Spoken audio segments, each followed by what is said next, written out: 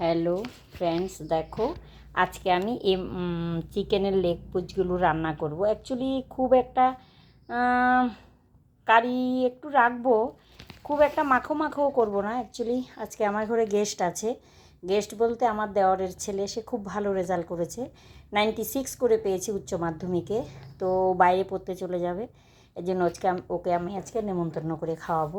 তো দেখো লেগ পিসগুলো আমি ম্যারিনেট করে রেখে দিয়েছি, তোমাদের তখন দেখালাম না। অ্যাকচুয়ালি অনেকক্ষণ আগে ম্যারিনেট করা হয়ে গেছে। এই যে দেখো ম্যারিনেট কী দিয়ে করেছি আমি তোমাদের বলি, সেটা দেখানো হয়নি। অ্যাকচুয়ালি ভিডিওটাও বড় হয়ে যাবে, এর জন্য আমি তখন দেখালাম না। এতে আমি আদা, ধনে জিরে বাটা, শুকনো লঙ্কা বাটা, একটু পেঁয়াজ বাটা, আর পেঁয়াজটাকে এরকম ডুমো ডুমো করে কেটে তারপরে এটাকে আমি ম্যারিনেট করেছি। ম্যারিনেট করে প্রায় 3 ঘন্টার মতো রেখে দিয়েছি।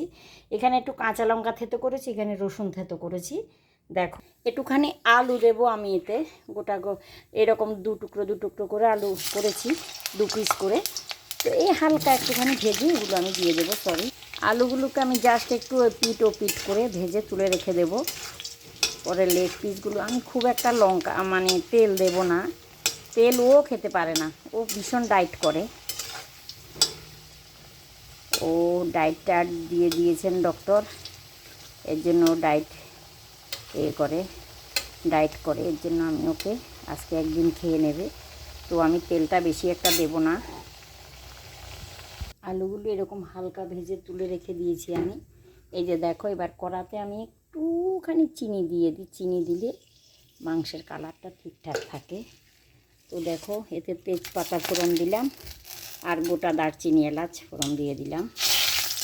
তেল বেশি দিইনি, দেখো তেল আমি বেশি দেবো না, এটা আমি প্ল্যান করেছি। ফাটছে। এইবারে রসুন বাটাটা দিয়ে দিলাম। রসুনটা একটু ভাজা ভাজা হয়ে গেছে, এইবারে আমি লেগ পিসগুলো ঢেলে দিলাম।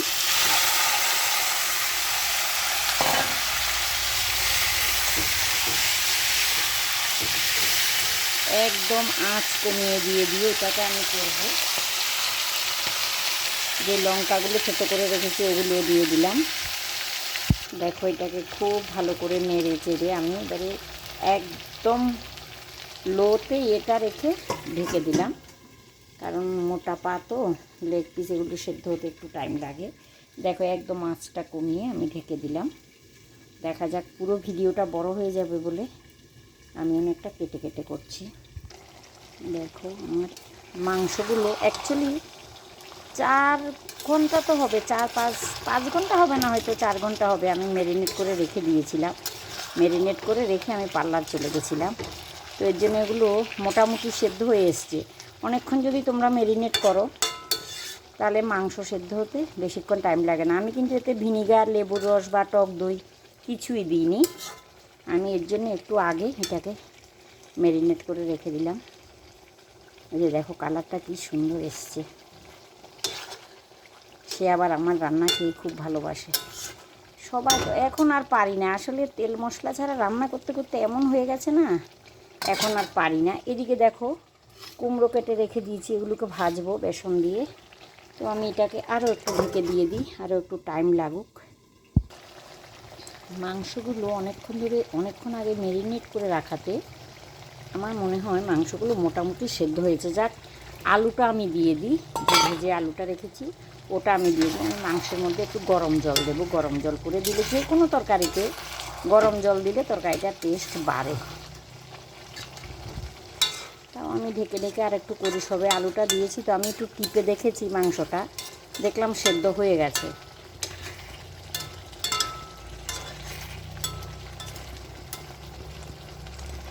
দেখো কালারটা কি সুন্দর এসছে। তাও আমি আর একটু ঢেকে রাখি এটাকে। দেখো আমার তরকারিটা মোটামুটি হয়ে এসছে। তো এইদিকে দেখো আমি গরম জল চাপিয়ে দিয়েছি ওই বাটিটার মধ্যেই। কালার আর এত সুন্দর গন্ধ বেরিয়েছে, বলার মতো না।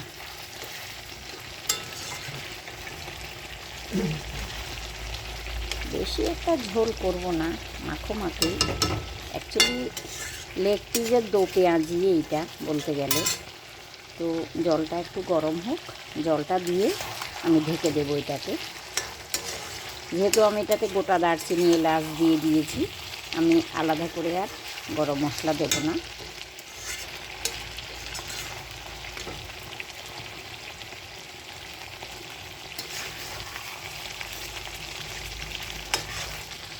আমার দাদা আমাকে বলেছে মাংস যখন এরকম ফুটতে আরম্ভ করবে তখন মানে এটা কষানো হয়ে গেছে।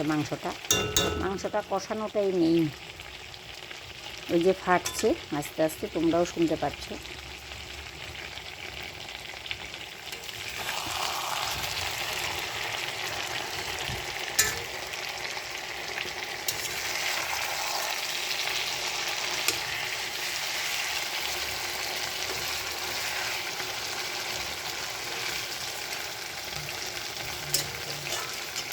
তো যাই হোক, আমার মাংস কষানো হয়ে গেছে, ফাটছে, তেল বেরিয়েছে। এবার আমি যে গরম জলটা করেছি ওটা দিয়ে দিই, পুরোটাই দিয়ে দিই।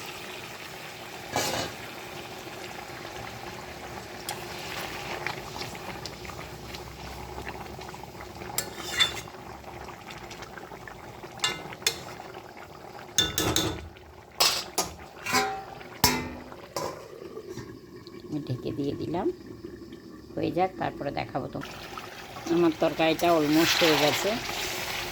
এইটুকু তো রাখতেই হবে, যেহেতু আমার এক তরকারি আর কুমড়ো ভাজবো, তো একটু তোমরা চিকেন তো একটু কমে যাবে, মানে জলটা আর একটু টেনে যাবে নামিয়ে রাখলেও। তাও যাই হোক, আর একটু আমি কষাই এটাকে, আর একটু কমাই ঝোলটা, ভালো করে সেদ্ধ হোক পা। তো আমার হয়ে গেছে এটা, আমি এবার এটা নামিয়ে নেব। আগেই বলেছি গরম মশলা আগে দিয়েছি, এর জন্য আমি এখন আর দেবো না। ইচ্ছে করলে এতে একটু ঘি দিতেও পারো, না দিলেও কোনো ব্যাপার না। ঘি দিলে আবার গরম মশলার গন্ধটা চলে যায়, এরকম আর একটু টেনে যাবে এটা।